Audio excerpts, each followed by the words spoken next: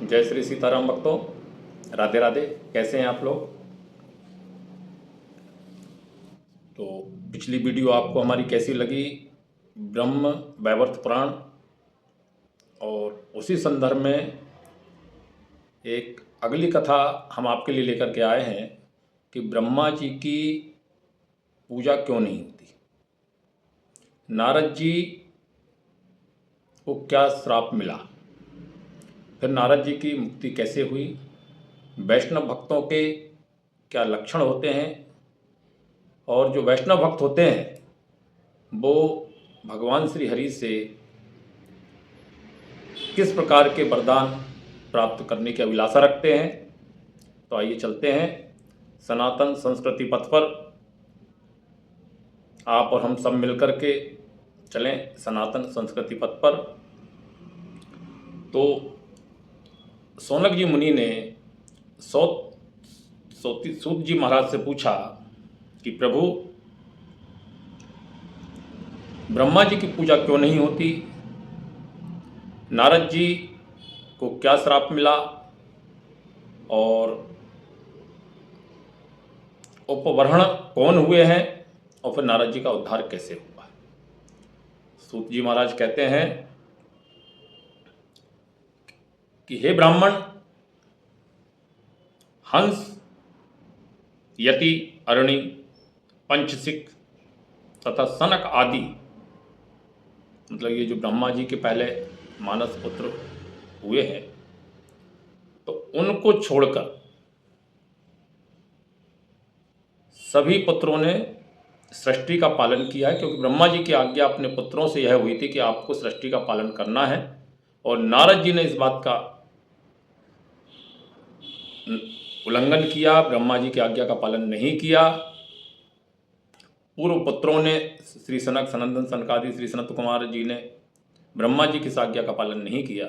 तो यही प्रसंग आया है कि इनको छोड़कर बाकी सभी पुत्र उनके सृष्टि का पालन करने लगे, और जिनकी संख्या बहुत अधिक बताई जाती है, सदा सांसारिक कार्यों में संलग्न हो प्रजा की सृष्टि करके गुरुजनों की आज्ञा पालन करने लगे। स्वयं प्रजापति ब्रह्मा अपने पुत्र नारद के श्राप से अपूज्य हो गए। पिछली वीडियो में हमने बताया था कि नारद जी ने ब्रह्मा जी को श्राप दिया है और ब्रह्मा जी ने नारद जी को श्राप दिया है, इसी आज्ञा उल्लंघन विषयों को लेकर के। तो ब्रह्मा जी अपूज्य हो गए, इसलिए विद्वान पुरुष कभी भी कहीं भी भारतवर्ष में या अन्य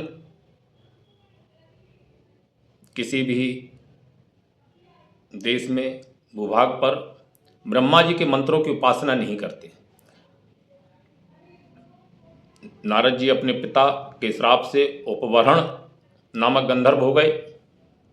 उनके वृतांत का विस्तार पूर्वक वर्णन करते हुए मुनि कहते हैं कि गंधर्वों में श्रेष्ठ एक महान गंधर्व थे, उच्च कोटि के ऐश्वर्य से संपन्न थे, परंतु किसी कर्मवश पुत्र सुख से वंचित रह गए। एक समय गुरु की आज्ञा लेकर वे पुष्कर तीर्थ में गए और बढ़िया आसन लगाया, समाधि लगाई, वहां तपस्या करने लगे। उनकी तपस्या और एकाग्रता से भगवान शिव प्रसन्न हुए। उस समय उनके मन में बड़ी दीनता थी, वे दयनीय हो रहे थे। कृपा निधान जो वशिष्ठ मुनि है, उन्होंने गंधर्वराज को भगवान शिव के कवच, स्तोत्र, 12 अक्षर मंत्र का उपदेश दिया था। दीर्घ काल तक, लंबे समय तक निराहार रह करके उन्होंने उपासना की और तप करते हुए भगवान शिव को प्रसन्न किया। तब भगवान शिव ने प्रत्यक्ष दर्शन दिए हैं गंधर्वराज को और वरदान मांगने के लिए कहा है।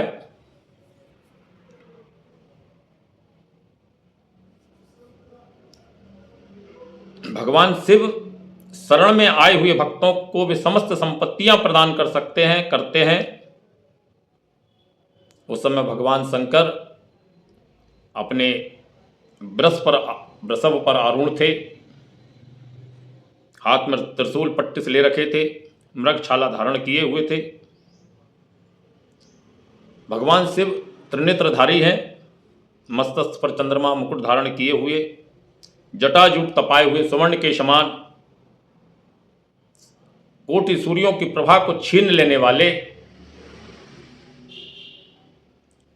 कोटि सूर्यों की प्रभा को क्षीण करने वाले, क्षीण करने वाले से अभिप्राय, छीनने वाले से अभिप्राय कि कोटि सूर्य की प्रभा भी भगवान शिव के मुखमंडल के आगे नतमस्तक हो रही थी।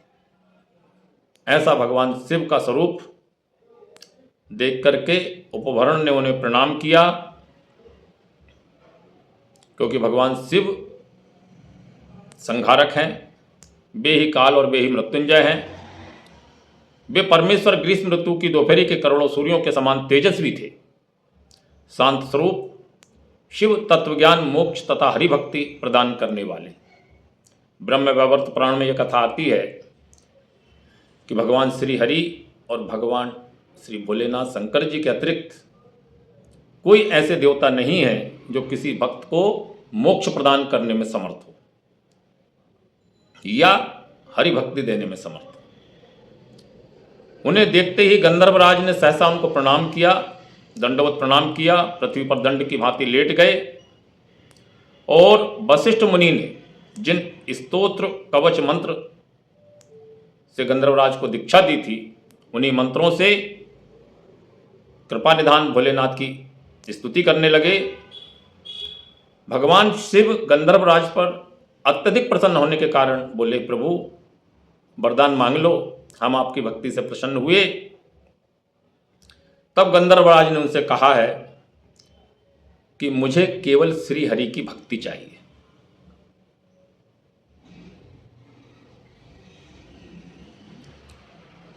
और एक परम पुत्र की अभिलाषा है, लेकिन वो पुत्र वैष्णव हो, वैष्णव धर्म से युक्त हो, भगवान श्री हरि श्री कृष्ण का भक्त हो। प्रभु मुझे ऐसा वरदान दीजिए। गंधर्व की बात सुनकर के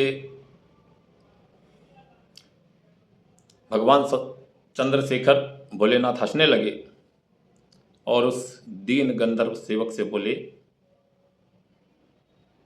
तुमने जो एक वरदान श्री हरि की भक्ति का मुझसे मांगा है, भाई तुम उसी से कृतार्थ हो गए,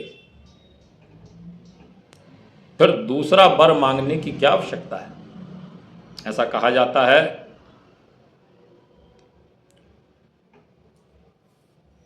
दूसरा वर तो चबाए हुए को चबाना मात्र है।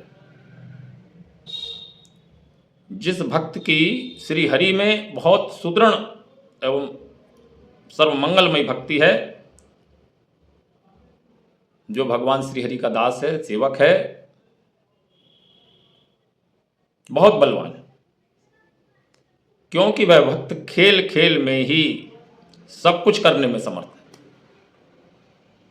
जो भगवत भक्त पुरुष होते हैं, ब्रह्म वैवर्त पुराण में वर्णन आया है कि जो भगवत भक्त पुरुष हैं, भगवान के सेवक हैं, वो अपने कुल की और अपने माँ के कुल की, मतलब अपने नाना के कुल की कई पीढ़ियों का उद्धार करने में समर्थ होते हैं। करोड़ों जन्मों के उपार्जित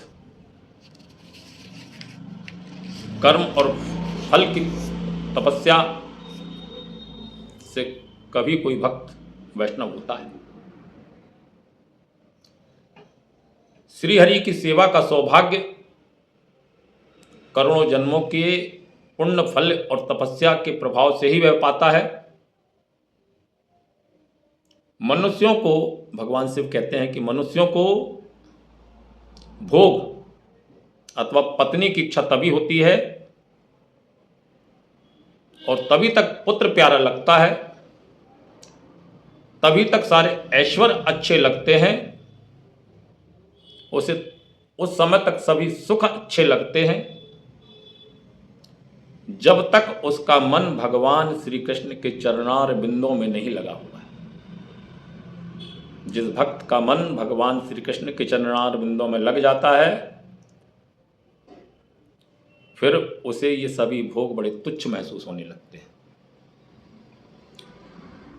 श्री कृष्ण की भक्ति में मन लगते ही समस्त कर्मों के बंधन कट जाते हैं,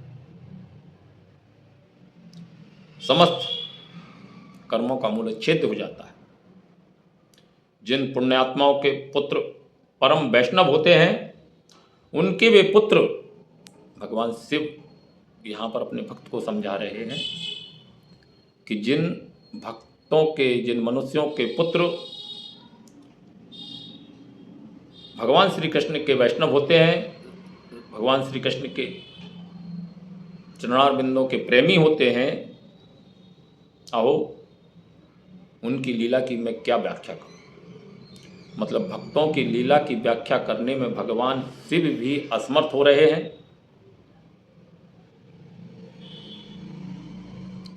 और गंधर्वराज से कहते हैं कि आप भगवान श्री हरि की भक्ति को छोड़कर, उनकी दासता को छोड़कर कोई दूसरा वर मांगे। यह वरदान बड़ा दुर्लभ है, मैं मोक्ष दे सकता हूं, लेकिन भगवान श्री हरि की दासता देने में असमर्थ हूं।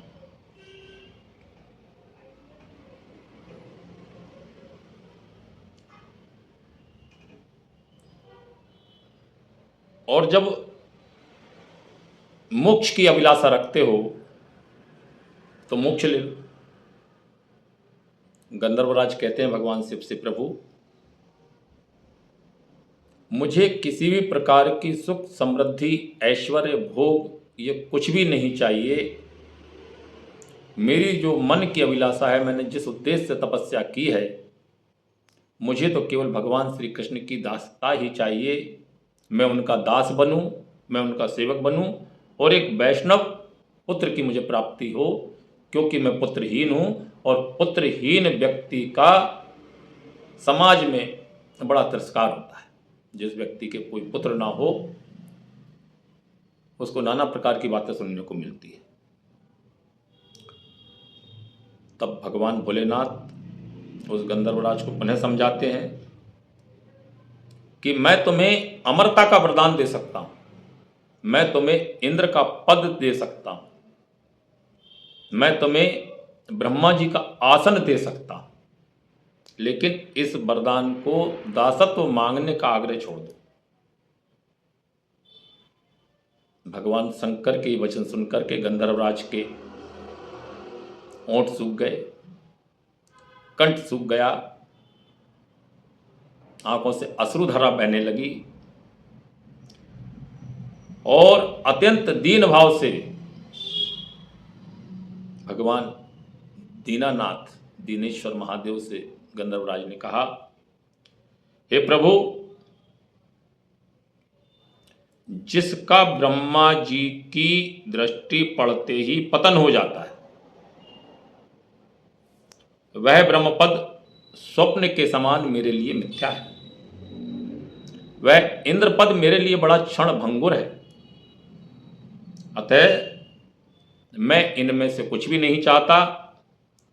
मुझे केवल श्री कृष्ण की भक्ति, उनकी सेवा का ही वरदान दीजिए। इंद्रत्व, अमरत्व, सिद्धियोग आदि अथवा मृत्युंजय आदि ज्ञान की प्राप्ति भी श्री कृष्ण भक्त को अभिष्ट नहीं है। भक्त को इस संसार में केवल भक्ति ही चाहिए। श्री हरि के सालोक्य, सामीप्य, सायुज्यता, गोलोक में निवास, ये मुझे कुछ भी नहीं चाहिए। और सच्चा वैष्णव भगवान के प्रसन्न होने पर यह वरदान मांगता भी नहीं है और उसे लेना भी नहीं चाहिए। वह तो यह चाहता है कि मैं जिस जिस योनि में जहाँ जहाँ भी रहूं, प्रभु बस आपकी सेवा करता रहूं। ऐसा भाव देख करके कृपा निधान भगवान भोलेनाथ गंधर्वराज पर प्रसन्न होते हैं और गंधर्वराज को विष्णु की भक्ति, उनके दास सुख तथा परम वैष्णव पुत्र की प्राप्ति इस वरदान को प्रदान करते हैं। गंधर्वराज से कहते हैं तुम्हें गुरु भक्ति प्राप्त होगी, तुम्हें श्री कृष्ण की भक्ति प्राप्त होगी, तुम्हें परम ज्ञान प्राप्त होगा और तुम्हारा एक पुत्र होगा जो परम ज्ञानी होगा। वह तुम्हारे कुल की कई पिछली पीढ़ियों का उद्धार कर देगा, कई अगली पीढ़ियों का उद्धार कर देगा। और ऐसा वरदान देकर के भगवान शंकर उस गंधर्वराज के समक्ष से अंतर्ध्यान हो जाते हैं, अपने धाम को चले गए और गंधर्वराज इस वरदान को प्राप्त कर बड़े प्रसन्न मन से अपने घर को आए हैं। गंधर्वराज की पत्नी के घर गर्भ से कुछ काल के उपरांत एक बालक का जन्म होता है। उसी बालक का नाम गुरु वशिष्ठ के द्वारा नारद जी रखा गया। गंधमादन पर्वत वर्तमान में उत्तराखंड क्षेत्र में आता है, वहां पर नारद जी का जन्म हुआ है। वशिष्ठ जी ने बड़े यथोचित नियम संस्कार से बालक का मंगलमय नाम, संस्कार, उपनयन सब आदि किया है।